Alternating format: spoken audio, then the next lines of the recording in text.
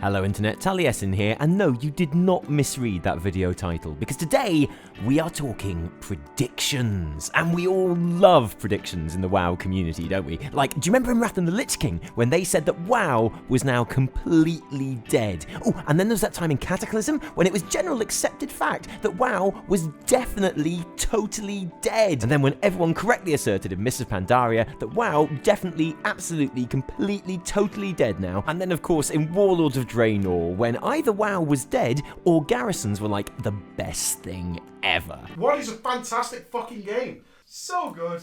Never have to farm again. What is a fantastic fucking game? Yeah, good work community, great working with you. So it's time to do a bit more predicting of our own, because at the time of writing, Blizzcon 2016 is just around the corner, and with it, the promise of big, fat announcements, because that's what BlizzCon is for, isn't it? Dropping Blizzard bombshells all over Theramore, I mean the player base. And this year promises to be no exception. Just some of the announcements that we've got to look forward to include Sombra in Overwatch, a new Hearthstone adventure, Khadgar in Heroes of the Storm, Diablo 4, Rock'n'Roll Racing 2, and, I don't know, some new StarCraft portraits probably. Now, of course, none of those things is actually fact yet, but that's the great thing about making predictions, isn't it? You can't possibly be wrong.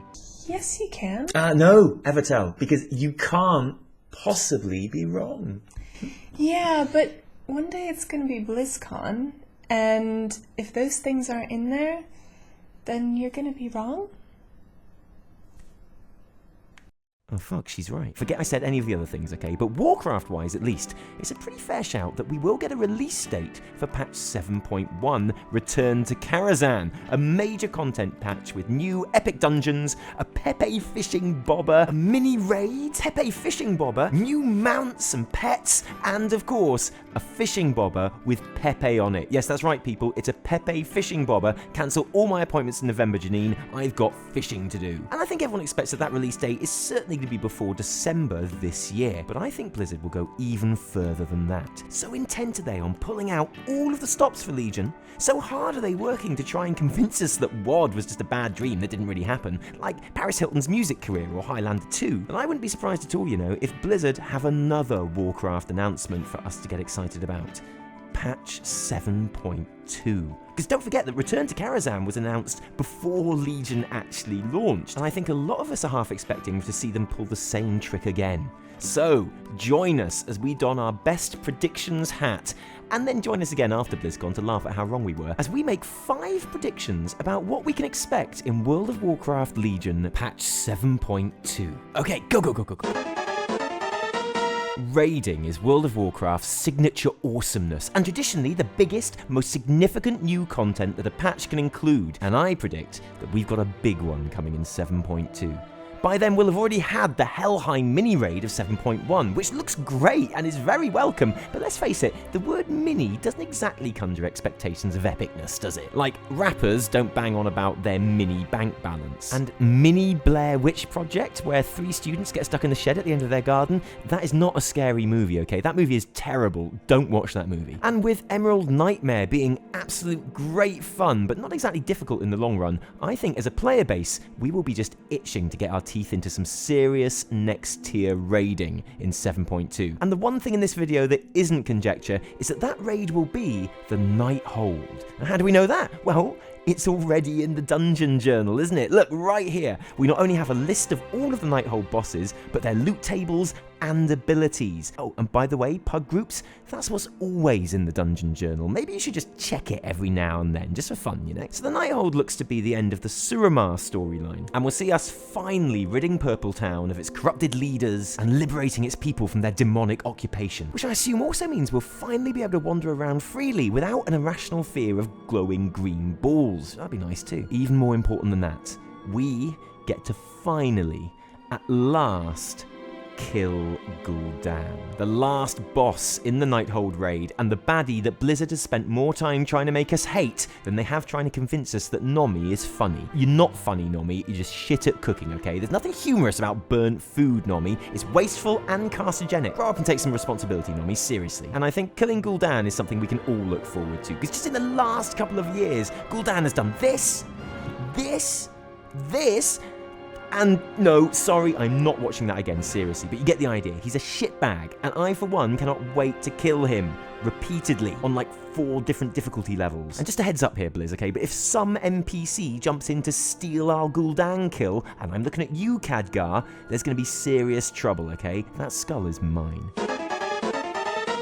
Ah, world quests. The daily quest grind that isn't even a daily quest grind, sort of. For me, world quests are one of Legion's big, fat wins. Along with the Suramar campaign and Mythic Plus dungeons, they've helped make Legion Endgame the most fun and varied it's ever been. I love how they get you out into the Broken Isles, experiencing it and living it. I love how you can hang out with squirrels and sail boats and be a murloc. And that's okay, you're not even totally wasting your life, you're actually progressing your character right now. That's awesome to me. I love how they extend into dungeons and mythic dungeons and raids, and I love how you can see another useful world quest pop up on your phone at work, and it makes you hate your job even more, because seriously, you're like way better at WoW than you are at your job. You should be at home playing WoW right now, not hiding the toilets of your office, constantly checking your app and imagining that you are playing WoW. Life is so unfair. Anyway, first world injustice aside, we know that new world quests are something that Blizzard do intend to roll out with new patches. There's a whole new Suramar storyline coming in 7.1 with world quests attached. So I think it's pretty certain that we'll see even more in 7.2. And I wouldn't be surprised if there was a new faction or two to gain reputation for as well, like perhaps Murky and the Murlocs of High Mountain, just a suggestion. But I'd like to see Blizzard go even further with world quests in 7.2 by making them truly world quests and expanding them throughout the world of Warcraft. And why not? One of the most refreshing things about Legion has been how it's utilised the old world. First in the pre-patch demon invasions, and later in artifact quests, class campaigns, and the forthcoming return to Karazhan. So we know that that scaling technology is in place, ready to be used. And how awesome would it be if every few days a whole bunch of world quests popped up in an old zone for you to go and do? I mean, the Legion is still invading, right? There must be squirrels to save in Hillsbrad or boats to sail in Theramore, surely. Give us that opportunity to go out and take the fight to the Legion throughout Azeroth. And yes, I know what you're thinking. You're thinking, Taliesin, be honest, you just want an excuse to hang out in Grizzly Hills, don't you? And yes, you're right, I do. But I still think it's an awesome idea, and there's no reason it couldn't happen in 7.2. Legion has, right from the very beginning, been aiming to establish a real feeling of class identity in its players, and has largely succeeded because it's gone about it in totally the right way, by giving us more tailored stuff to do. More quests, more storylines. Artifact quests and class order hall quests are all good, enjoyable, almost bespoke content for the class you play, but there is one problem with it. It makes you want to play through every class in the game. Right now, I'm still funneling most of my energies into my main, but deep down, I am totally itching to get involved in some serious alt leveling, and for different reasons to other expansions. Whereas before, I'd level a separate healer option, a tank and a DPS, just so I had all of the bases covered at endgame. Now the reason I want alts is because I want to play through those stories and possess all of those artifact weapons. I want to be able to hang out in any order hall I choose. Basically, in the course of one patch, I've gone from not giving a shit about the lore to being noble. I'm basically noble now, live with it. And I predict that 7.2 will make the process of leveling and gearing alts become that little bit easier, on top of the changes that they're already making for 7.1. Perhaps items that award artifact power will become account bound, so you can mail them to your alts.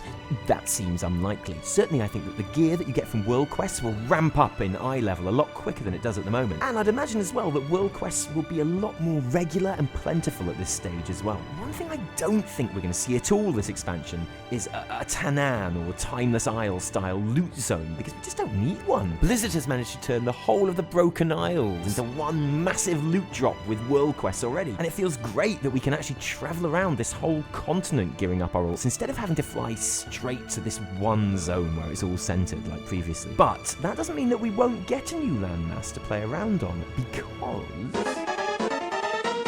Now, with the best will in the world, Blizzard has started to make a bit of a habit in recent times of cutting promised content from its expansions. And when I say recent times, of course what I actually mean is Warlords of Draenor. Cutting previously alluded to capital cities, movable garrisons, and pet breeding is one thing, but when a whole island goes missing from the map, it's a bit harder to ignore. The disappearance of Farallon in Warlords of Draenor was like having Gary Johnson give you a geography lesson. You're just sure there was supposed to be more places in the world than you ended up with. And of course, Farallon sounded so great as well.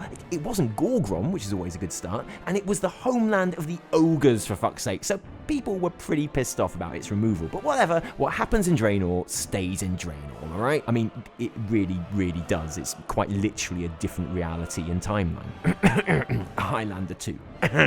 But panic stations were activated once again when Blizzard announced that another world zone in Legion was also going AWOL before Legion launched. thal'dranath. Is this going to be a repeat of the Warlords of Draenor debacle? Well, probably not. Jon did say when he announced that they were scrapping thal'dranath that it was going to be replaced by something much cooler, stating that currently the area was just going to be another fell green island with demons on it, and we have something much better planned instead, which certainly sounds more like a redesign than a complete write-off, and suggests that perhaps we could end up with a new zone at some point. But is 7.2 a bit early for that? Maybe yes. Because like I said earlier, I don't think that a new zone would be a loot island like Tanaan, but a much more story-driven experience, possibly even along the Suramar lines, with a whole narrative running through, new world quests around it to do, and maybe a new dungeon attached to it that's gated behind that story content. And what story would it tell? Well, I'm glad you asked, because it brings us to our final prediction. Because after the Nighthold is down and Gul'dan is squished, we have no real idea where the story of Legion is going to go next. And presumably, we will head to the Broken Shore and fight through the Tomb of Sargeras eventually, but I've got a feeling that 7.2 will start the ball rolling on a slightly different direction, because there are a lot of potential story directions up in the air at the moment. Like, where is Wrathion? What's big shiny diamond man Magni up to? And Khadgar. Why Khadgar? So allow me, if you will, to make a pretty bold prediction. I mean, obviously Khadgar is going to be the final boss, that goes without saying, but allow me to make a different bold prediction. Il'gynoth, the annoying brain and a tree boss in the Emerald Nightmare, has a great line in creepy whispers throughout that fight, and yes, I know that Malfurion specifically says to ignore those whispers, but what he says throughout that fight, and his proclamation to N'Zoth as he dies, if you've managed to kill him of course, because actually that is hard, would suggest that the old gods are on their way back to Azeroth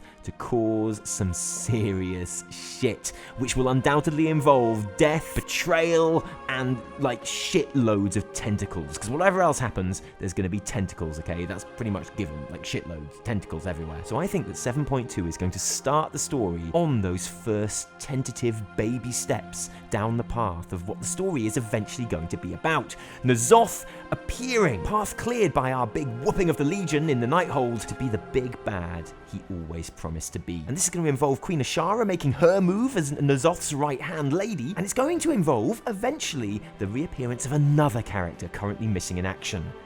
Jaina. Because, you know, I read forum posts, I've been on the internet before, I know that everyone is convinced that Jaina is in a cave somewhere right now, turning evil. Like Flying Brian in 1995. I mean, honestly, Brian, what happened to you, Brian? You were supposed to be the good guy. Always let you down. But I'm going to go against the grain here, and I'm going to say the absolute opposite. When Ashara shows her hand, takes us by surprise, and it looks like everything's gone to shit, I think Jaina will rock up with the knowledge and the plan we need to hold the old gods back. I think that's where she is right now, letting us take care of the demon invasion and focusing instead on what she knows will become the real threat. The old gods and eventually the void itself. And we won't have to kill her because she's not a demon lord, she's our savior, we're going to be on her team. Let me just repeat that bit just in case Blizzard didn't quite hear it. We won't have to kill Jaina. Maybe write that bit down, okay, Blizz, just so you don't forget. Now, I realise, I know, that's a prediction for a chunk of story that can't possibly all happen in 7.2, and I admit I am getting a bit carried away and ahead of myself here, but I predict that 7.2 will see the very first signs and hints of that storyline emerging. Or, you know, probably just go off and fight the Avatar of Sargeras, whatever. And there we have it, our predictions for 7.2. And I know there's a whole load of stuff that we neglected in this video, like flying for one, but now it's over to you. What do you think is on the cards for this as yet unannounced patch? Let us know in the comments below, and of course don't forget to come back and laugh at how wrong this entire video was later on. If you did enjoy the video today, you can like it if you like, and subscribe, because if you subscribe, I promise we will make more videos. If you didn't like it, downvote the shit out of it, and remember, my name is Line of Sight Gaming. No, my name is Taliesin of Taliesin and Evitel. Join us on Twitter at Taliesin Evitel. It'll make it a lot easier to laugh at us when we're wrong. Check out some more of our videos on screen now. But until next time, team, don't get ahead of yourselves, and cheerio.